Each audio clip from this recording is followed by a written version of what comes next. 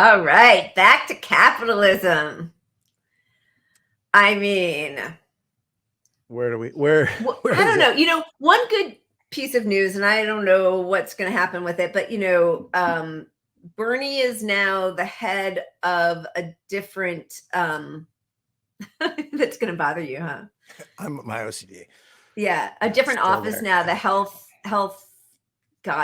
and education Human and services and lots of different stuff. I'm getting it all wrong, but he is, once again, finally bringing back the discussion about our, hellscape of a health insurance industry nation here and how much money we spend on healthcare and the juxtaposition of the money we spend and the results that we get.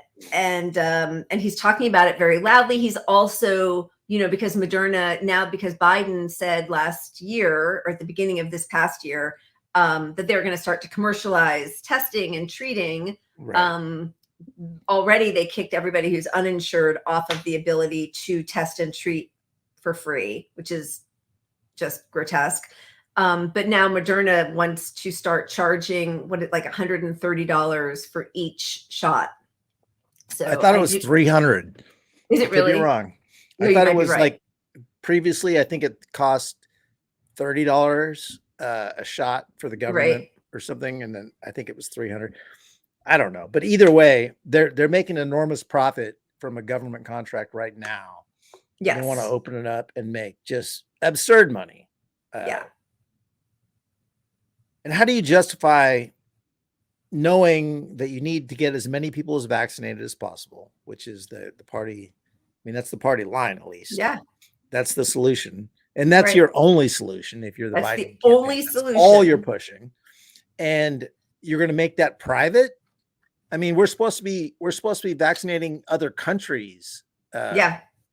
I suppose Ukrainians will be like triple, quadruple boosted with, pre-Paxlovid. They'll have Paxlovid in case they need it ready to go. Yeah. Which even doesn't work very well on some of the new viruses. Allegedly, I don't know, YouTube, if you're listening. I'm just waiting for the screen to go black. Talk some science here.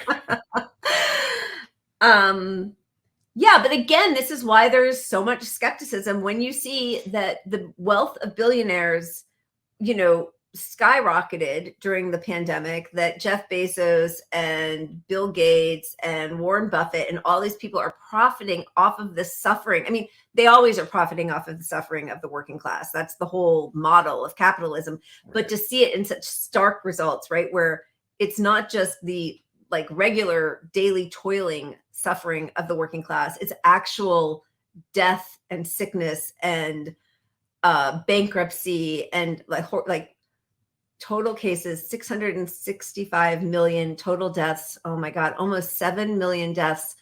And that is disaster capitalism. Like, what better opportunity is there than everybody's panic and death and a global pandemic than to just keep stealing the resources? And that's where this all lands on, like, if you're an anti-vaxxer, anti-masker, anti-protection, if you're minimizing COVID at all, like, who profits from pretending COVID doesn't exist and isn't such a big deal? Who is that's that? Right. Cui bono? Who benefits? Like, how are you anti-establishment if your narrative is get back to work workers without protections? And COVID's just the flu. You're literally doing exactly what these people want. Yeah. Yep. As Bogwitch says, there's nothing surprising or scary about Marxists wanting robust, effective, activated public health. The further left you lean, the more you realize COVID is intersectional in every way, and social murder is what happens when capitalists are at the helm. So we should be uniting about our healthcare system right now. And instead, we're astroturfed by this fucking Koch brothers bullshit and people who are so anti-science that they're not going to recognize that we're in a fucking plague right now. Yeah. Yeah. And I mean, it is just, oh, sorry. Yeah. Go ahead. This is the definition. No, I'd love to read it because I do think it's important. I think a lot of people think, when we talk about social murder, that's Frederick Engels came up with that description of when one individual inflicts bodily injury upon another such that death results, we call the deed manslaughter. When the assailant knew in advance that the injury would be fatal, we call his deed murder. But when society places hundreds of proletarians in such a position that they inevitably meet a too early and an unnatural death, one which is quite as much a death by violence as that by the sword or bullet, when it deprives thousands of the necessaries, I would say necessities, but okay, of life, places them under conditions in which they cannot live, forces them through the strong arm of the law to remain in such conditions until that death ensues, which is the inevitable consequence, knows that these thousands of victims must perish, and yet permits these conditions to remain, its deed is murder just as surely as the deed of the single individual. Disguised, malicious murder, murder against which none can defend himself, which does not seem what it is because no man sees the murderer, because the death of the victim seems a natural one, since the offense is more one of omission than of commission. But murder, it remains. And I mean, that's our whole health system, the way it's been set up anyway, right? Is the tens of thousands of people who die every year because we don't have Medicare for all or some version of universal health care. The 1/3 of COVID deaths that's blamed on not having that. So that's what, 350,000 deaths that could have been prevented. I think we have, compared to comparable nations, we have the highest, not superfluous deaths of COVID. What's it called? Excess. Excess deaths. Yeah. I mean, that's social murder. We are sending people off without PPE, telling them that it's just a cold, and sending them off to mass death and disability. We are. And I mean, we have a lot of stuff on this, but I think we want to get to other topics, I think. But this is the important thing. Like, this is our country. This is life expectancy and how much we spend on healthcare. So this is the major problem right now. This is the thing that progressives who ignore COVID are hugely missing an opportunity to unite people on. It's clear to everybody that we're serving capitalism with our shitty healthcare system. Right. Like, if there's one way you want to bring up the discrepancies between how our government is run and our healthcare system is run versus other countries, this is it. So when you're aligning with this, when you're aligning with COVID, things are fine. You're saying being over there in that red dot is fucking fine. All the people dying of COVID is fine. Life expectancy dropping in this country, exponentially worse in other countries during COVID, is fine. Yep. It's just part of doing business.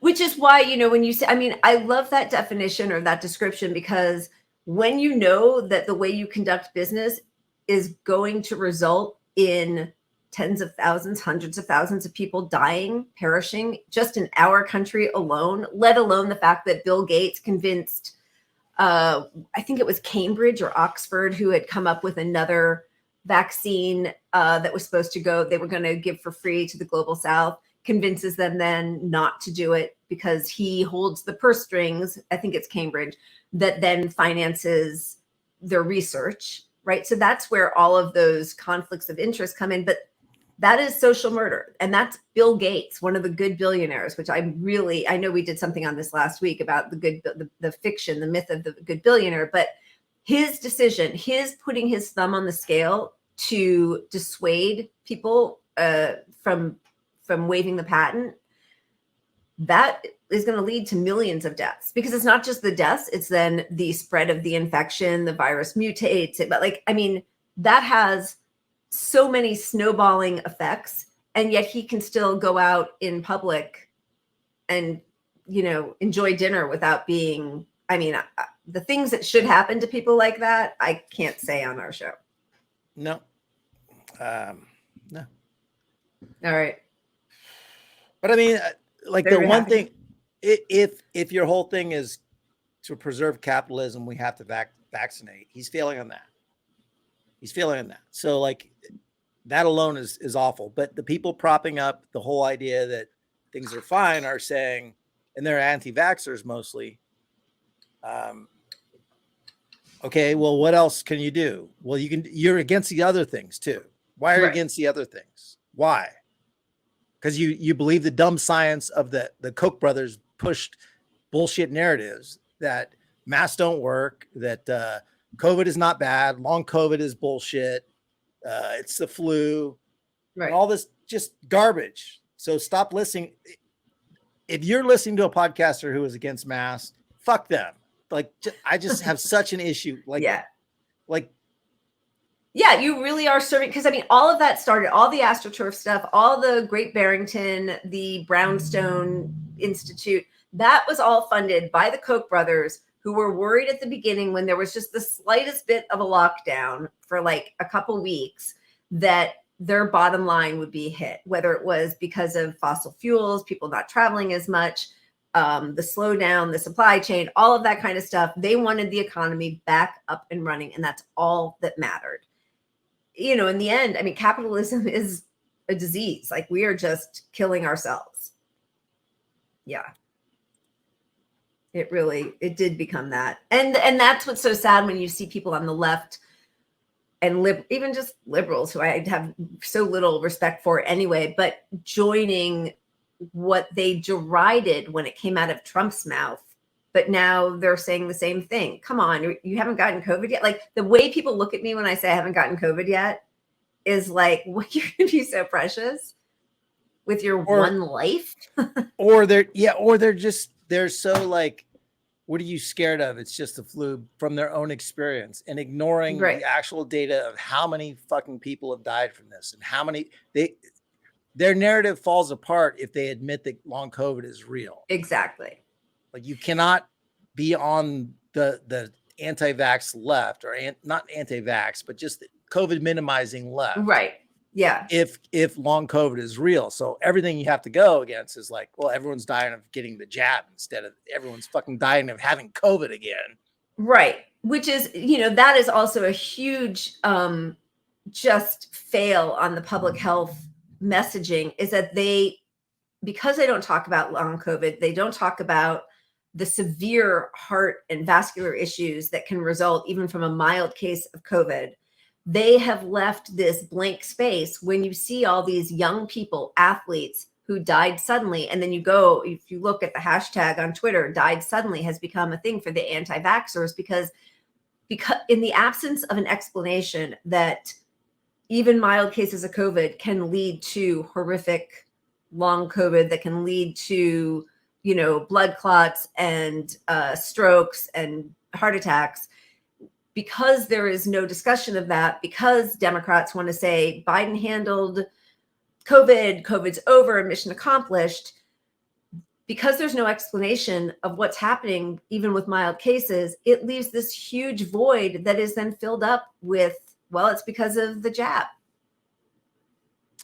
Exactly.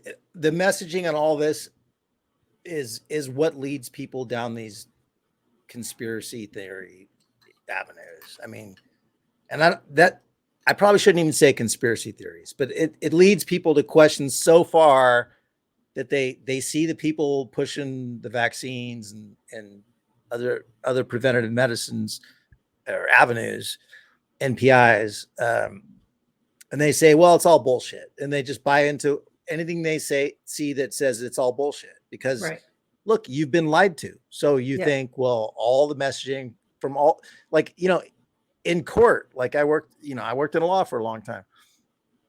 As a juror, you're allowed to dismiss anything someone says if you believe they are lying about a thing. I mean, jurors are instructed that in a lot of cases, to dismiss any of their testimony if something is a known lie. Right. And that's the case with our administration. But then and our CDC and Fauci, I beg people who believe correctly that the administration is lying to then look to doctors, real doctors, and not just, you know, you can be a real epidemiologist or doctor and have crazy ass views, right? But look to the consensus and at least look to the response to some of these radical people by real doctors. Yeah. And by real Yeah. epidemiologists. And I hate that I have to say that word. That's such a fucking big On 6 shots. As someone said, we had a hat trick +1. Hat trick.